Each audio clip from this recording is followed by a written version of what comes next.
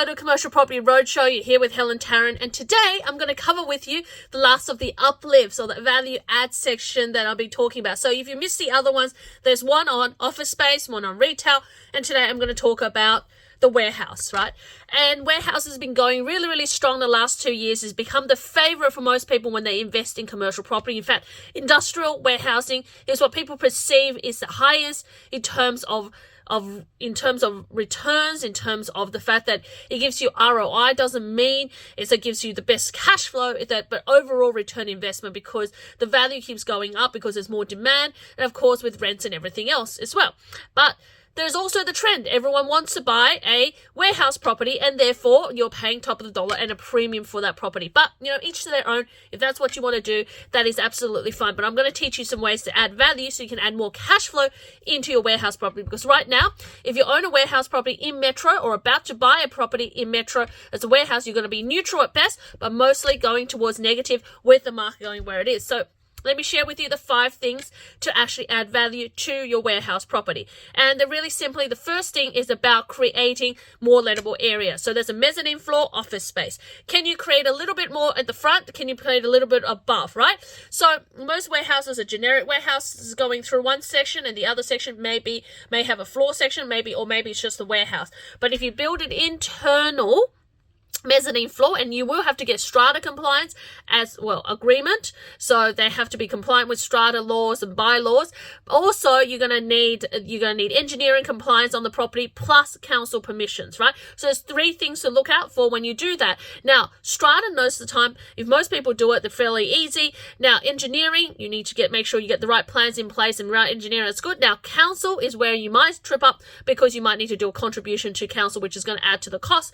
But overall, that is going to add more lettable area. It's going to attract more tenant who wants to store storage for more storage, or they might want to enclose the mezzanine floor for a little office space. Or alternatively, maybe you have some space as part of your exclusive use space. You can enclose it for storage or for a little office space for your tenant as well. So that is one of the things that are important. So that's number 1 way to add value. Number 2 way to add value is, of course, your car spaces, right? A lot of people really need car spaces for their warehouses. But also, if you're a mechanic, imagine if you're a mechanic and you're trying to park 10 different cars, well, you're just going to simply have not enough space out there. So one of the reasons is you can rent out your car spaces. So if you have 6 car spaces, often with industrial properties, you get a lot more car spaces than you do with office space and retail. You could actually rent them out. So you rent out your car spaces, or alternatively, your car space becomes your exclusive use. You can apply for your strata to actually enclose into a storage space, which some of your tenants, which I know, if they're a law tenant or accounting tenant, or sometimes if they're even a restaurant tenant, they're going to need that extra storage space to be able to store their spare stock or files, which means you get to charge additional income apart from just your car space, because a car space only charges this little, but a real storage space charges that much. And when you turn into a little office space, it charges a lot more as well. So creating more space, more lettable space with your exclusive space or with your areas as well. Number 3 thing to look out for is, obviously, if you've got a flat roof or a roof that's exposed to a lot of sunshine, it is put solar panels in there. Because what solar panels does is that it allows you to charge a tenant for electricity, or allows to subsidize the tenant for their electricity, especially if you're in storage and cold storage, or a tenant that is in commercial cookery or preparations, or any of those things that involves using a lot of electricity, especially phase 3 power, where they have a lot of cool rooms going through, a lot of cookery, a lot of logistics, or just freight, where they actually need a lot of machinery operating, that having solar panels is really going to save that money. So equivalent to sometimes saving them thousands of dollars a month, and will make sure that your property is more tenable compared to the rest, more likely for your tenant to stay, and is going to save your tenant money in the long term. So why not do they keep staying in your premise, right? So solar panels is something to really look out for, because it's going to save money for you and them, and probably make you more money as well. So additional income, right? Number 4 thing is about signage. Are you a freestanding property there, whether it's a freestanding warehouse, or you're on a corner, or you're part of a strata? Perhaps you could get permission to put signage on top. Right, lots of traffic coming through. You could build a digital billboard, where there's agencies out there who do digital billboards, and they sign typically 7 or 10 year leases, anywhere from $7,000 to $15,000 a year. Additional money going into your bank account, because They're taking over the signage.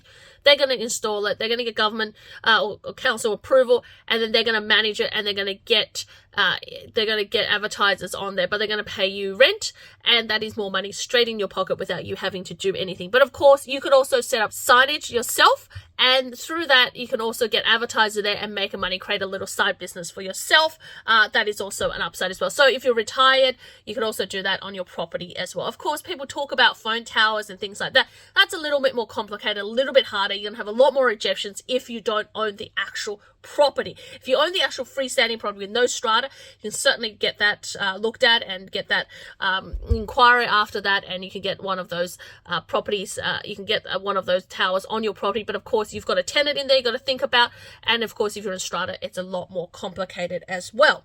And then finally, the fifth thing that's going to help you make money in commercial real estate, in warehouses, it is actually when you split big into small. So 1 from 2, right? Or 2 to 4, right? So if you have a large warehouse, right? If you have a large warehouse, you've got a couple of options. So if you've got a 500 square meter warehouse, you've got a second floor and a base and a ground floor.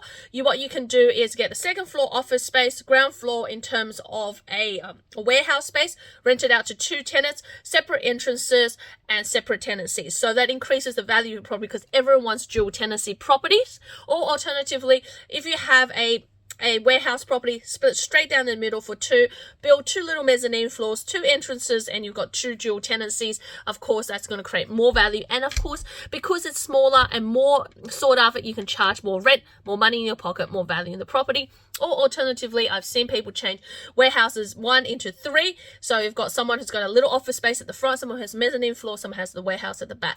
So many ways to carve that up, but it's about having the logistics and the access, being able to, and enough car parking, enough visitor car parking in the area so that your tenants don't feel like they're being shafted, or your tenant doesn't feel like they've been outdone by another tenant, and that they can all equitably share the space, share the outgoings, so that you've got more cash flow in your pocket and more versatility for your property as well. So really, for warehouse properties, you've got to remember more lettable area by creating mezzanine floors, little office spaces, solar panels in terms of upstairs, in terms of creating sort of where you have more rent coming to your pocket, saving your tenants money.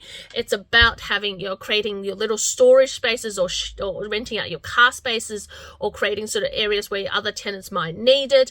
But also as well, you have the option of doing that split of the 1 to 2 to 3 as well. And of course, don't forget signages, creating signage opportunity as well. And finally, after you've done all 5 of those and you're thinking, well, what else can I do to add more value to a commercial property, or the best way to create uplift right now in this market, it is of course getting vacant, refurb and re-tenanting. Heaps of old warehouses out there that people just literally do not want to touch. They don't want to touch warehouse properties because it's old, it's run down. They're worried about the asbestos, they're worried about the leaky roof. Take on someone's headache, refurbish it, gut it. Yes, you do have to spend a fair bit of money on it. So sometimes you buy a warehouse for $500,000 or $700,000, you might need to spend $200,000 to $250,000 on refurbishing that property. But what you will get at the end, brand spanking new warehouse, really great tenant who's going to pay above market rent for a property like that on a longer lease. And at a result on the back end is what you get is a huge chunk in terms of capital gains on the property that you've manufactured. Now, of course, there's multiple strategies and there's hybrid strategies and there's locations where you should be buying, because right now the biggest risk you have in investing in commercial property in terms of warehousing is overpaying for that warehouse. And I've seen that time and time again, people paying for ridiculous yields on warehouses all across Australia. And if you don't want to do that and you just want to make sure you're doing it right, whether it's in warehouse or any other type of commercial, reach out to me, helentarrant.com, Unicorn Commercial Property. Calendar link below, booking for a strategy call, and I'll see you in the next video. Bye for now.